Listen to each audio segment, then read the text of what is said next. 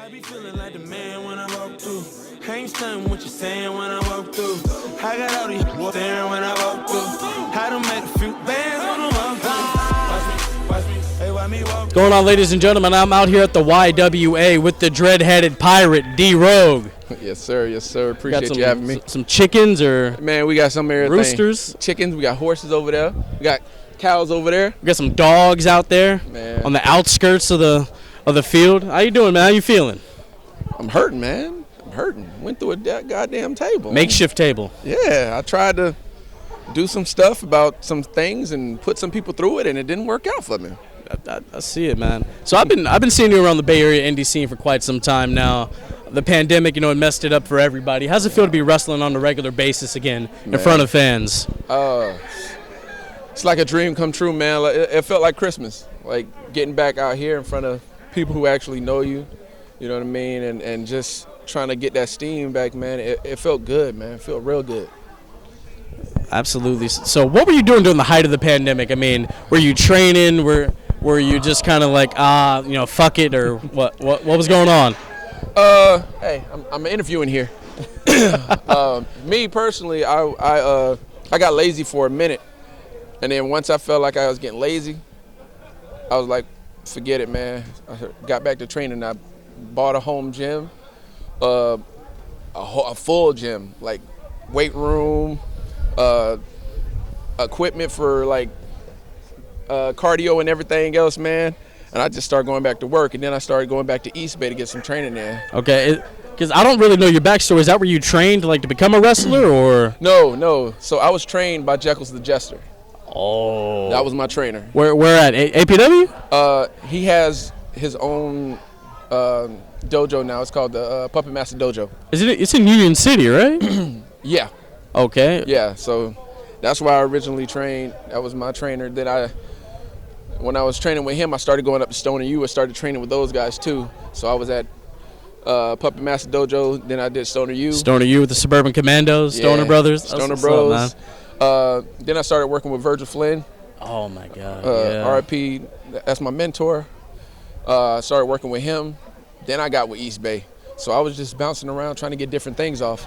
Because everybody trains differently. So yeah. You want to try to get as much different things as possible and try to blend them. How are those different experiences like? Because I did a tryout at APW and Jekyll's ran it, and he's serious about the craft. But I respect that. He loves what he does. How was Virgil's take on wrestling, and then the Suburban Commandos? How was their take on the art of pro wrestling? So Jekyll's is a non-nonsense type of person. You're gonna do it the way he tells you to do it, and that's it. There's no other way you're gonna do it. With the Cuzzies, they're more like they'll teach you how to do it to make sure you're doing it the right way, make sure you're doing it safe. You know what I mean? And then you can find your different ways of doing it. And then Virgil is more like, he's more like, all right, yeah, that was cool, but let's try it like this. So you know what I mean? He's like, yeah, man, no, that wasn't bad, even though it was trash. No, it wasn't bad, but let's try it like this. He was real encouraging. So like he encouraged, if you messed up, that means you're trying. So as long as you're trying, you're gonna move forward. Absolutely, man. I respect that. Do you have a preference of which style you liked more, or? No, I love them all, man. I just love wrestling. I love every aspect of it, man. Student of the game, I like it. Yeah, man. So, I mean, you've wrestled pretty much everywhere. I mean, I've seen you at Hood Slam a couple times. Yeah. How do you take that style of wrestling? Because, it's goofy. How do you take that style of wrestling compared to wrestling somewhere else like GCW, where they're kind of goofy too, but you lay your shit in there? Right. For me, there's no difference. I don't treat anything different. I'm going to be the same person you're going to get at Hood Slam, the same person you're going to get at APW, the same person you're going to get at East Bay, GCW, DOA in Oregon. It doesn't matter. I'm going to give you the same person, just maybe turned up or turned down a little bit. Most of the time it's turned up more. So you know what I mean? I'm just going to give you the same person. As we saw here tonight, you clowned AlphaZo's dreads. You said yours were longer than his. Yeah, man. Baby dreads. Look at him. Barely touch his shoulders. Man, so what's it like working GCW, man? I mean, that's a hot independent promotion. You've been at For the Culture a couple times. You were out there WrestleMania weekend a couple years ago. What are those midnight shows like? It's those midnight shows are completely different. It's the midnight shows. It's a dope hour. It's a dope hour, man. So like you kind of get all your shit in. Absolutely. What's up, Sims? Sean Sims. Just gonna stare at one half of the LCW Tag Team Champions. You're not gonna bite me again, are you? No. Okay. No hard Okay. feelings. I was sorry. I was in a bad place at that time. I just wanted to come say what's up. Man, that was 3 years ago. That's crazy, right? Yeah. Dang. Sean's, You bit him 3 years ago? Yeah. Popcorn Mike, Danger, they all bit me, bro. Rogue, I'm gonna bite everybody. That's true. Let me walk away before I bite again. Okay. You're, Hey, she won it though. she said bite. She ready. She looks terrified. She now. does look. You can see her terrified face through the mask. Absolutely, man. So, what are your thoughts on the Bay Area wrestling scene? Because I mean, you look at it, Fatu, Carl Fredericks. You've been able to go and do some things. Zoe's starting to make that climb. This is the place to be if you want to succeed. Really.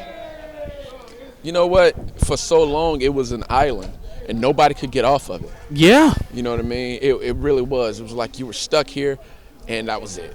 Yeah, I mean, you really look at the days of like Mike Modest back in the 90s and APW, and then you get to the mid-2000s where like guys would come in, dip their toe in the water, and that was it. But like 2016, 17 to like 2019 before the pandemic, fire. Like you Jeff Cobb, going over to Japan, all these guys are starting to make names for themselves. Yeah. Thunder Rosa was here. She was the NWA Women's Champion, The Reno Scum. Reno Scum, absolutely. You know what I mean? So, I mean, what Will Hobbs. Shout out to Hobbs, Will. shout out Hobbs, man. Shout out to Powerhouse Hobbs, AEW. So, I mean, if you want to make it, this is kind of the place to do it now. It is now, man, and that's because it was a lot of hard work from the people that came before us, man. And then this generation that's coming up now, man, we trying to take it a different direction. We trying to take it to the top because we're not okay with just being local. Like, there's too much talent here to stay here. We got to get out. So that's why you see us traveling so much. We going to Vegas, we going to Florida, we going to Philly. Like, we doing that because we're not gonna be the ones stuck here. We finna get out. It's too much talent. Like, just think about our match tonight. Midas, Surza, me, Zoe. All of us can go. Not just like, oh, we're good for NorCal. No, we good, period. There's no NorCal in that. We good. So the world deserves, like, we deserve for the world to see that. So we gonna make sure we do what we gotta do to get out. I love that. So, I mean, you're a former East Bay Pro Heavyweight Champion, man. What other goal do you have your sights set on when APW comes back? That Universal title's vacant. You know what? Absolutely. I mean, that because I've always equated it to APW being not just the top promotion here in NorCal. That's the top promotion in California. You got that title. You're the best wrestler in the Golden State. That's how I've always looked at it. Look, right now I am the best athlete in the East Bay at Hood Slam. I also am part of the tag team champions over there, the intergalactic tag team champions of the world, of the galaxy, over there with the squad. Squad. You know what I mean? But that APW, man, that's that universal title, man. That's It's it. calling my name. But you know what? To be honest with you, I want Levi Shapiro, and I want that Worldwide Internet Championship. Yeah, man, that's kind of like the IC. That's kind of like their IC title, man. I think it's beautiful. It is. I want it. You look at the guys that held that. Hell, Fatu held that, and look where he's at now. Exactly. Fredericks held that. He's doing stuff in Japan. Hobbs, hey, so that's probably the title to go for. I want it. I'm gonna take it. It's not an option. I think you're gonna get it. There's not an option. I got no choice. I think you're gonna get it, brother. As we wind down, I'd like to do a rapid fire. So, favorite wrestler of all time? D'Lo Brown. D'Lo Brown. I don't hear people say that often. What was it about D'Lo? And D Goat Brown. That's what it is. Because if you look at D'Lo Brown, D'Lo was really the first person to bring swag to wrestling. With the He brought swag. I can relate to D'Lo because I remember people on the block with that kind of swag. Man, come on. D'Lo was what's up. Man, D'Lo was ahead of his time. He really was, bro. Oh my God, D'Lo was so underrated. You might have to come back on and we'll do like a whole D'Lo Brown podcast. Let's do it. I'm down. Favorite match of all time? A match that you think is an absolute masterpiece? From me or from anybody? From anybody. Ooh, that's a AJ Styles, John Cena. Which SummerSlam? That's in my top 10, man. That was great. And I'm not a John Cena fan. John Cena put on for that match. I can't even lie. He tore that ass up for that match. Big Juicy, you wanna hop in here real quick? Hey. How you feeling after the table bump? I know it hurt, didn't it? Tell us about your back. How your back feel? Is he in frame? Can we see him? For sure. I broke it. Spinal. Uh-oh.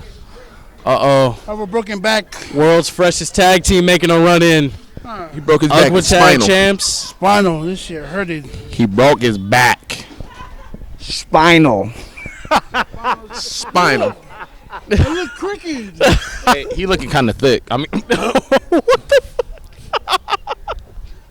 Oh my God.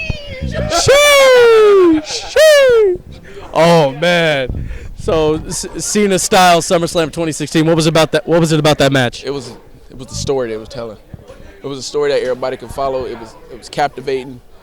You never lost interest in it for 1 second. It was one of those matches that you were just dialed into from the beginning. Absolutely, man. I understand that. And last up, favorite match that you've had? Woo! Favorite match I had? Woo! Man, GCW, East Bay, APW. You've been tearing it up everywhere. Man, there's been a couple of them, man. West Coast Pro? Man, there's been a couple of them, man. I tell you, my match I had with Funny Bone at East Bay, I learned so much in that match, man. I'm so grateful for that match. Funny Bone really taught me a lot. Man, I got so many. I got a lot of them. You got time? My match with Eddie Pearl at DOA. Eddie Pearl is really underrated. I think people should talk about him more. Man, I got a lot. You sure you want to go through this? Oh, man. Teresa, you got time? You got time? How much time you got, cuz? Don't even worry about it. We're going to talk about it. Let's talk about it.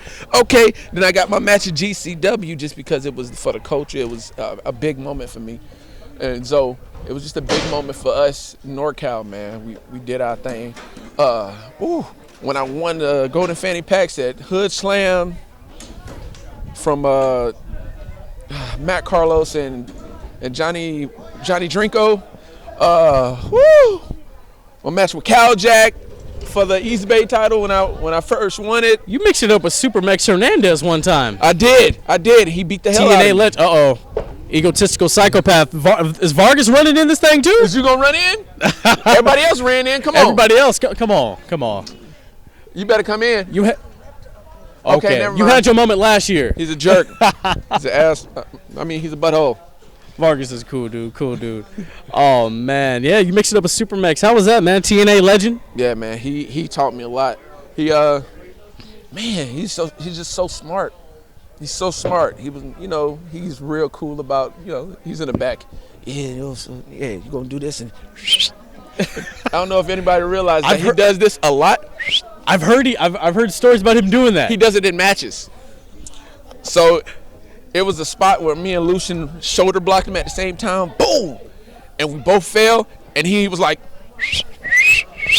I was like, is he still whistling? That's great. That's the gimmick. He's living the gimmick, brother. He is, man. I was like, you know what? Oh man, that's Super Max. You can do whatever you want, sir. Yes, sir. Man, this has been great, Rogue. I appreciate you for doing this, man. I've been a fan of yours for quite some time. Keep achieving. I can see you signed somewhere in a couple years, man. I really do. Let the people know where they can find you on social media. Oh, look. Everything is the same thing. D_Rogue1 on everything. Twitter, Instagram, Face of the Books, whatever. Xbox, whatever. Add me. I love gaming. Xbox? I'm a PlayStation guy. Yeah, come on, man. Get out of here. I don't even want to talk to you no more. Interview over. Thanks. Interview done.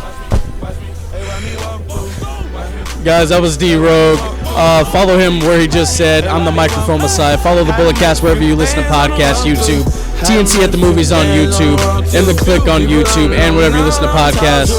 Have a good night, everybody. Sitting at the round table making balls move. I don't walk through with Gucci on my feet. Who got more money, you or me. I'ma walk through usually with my Beverly.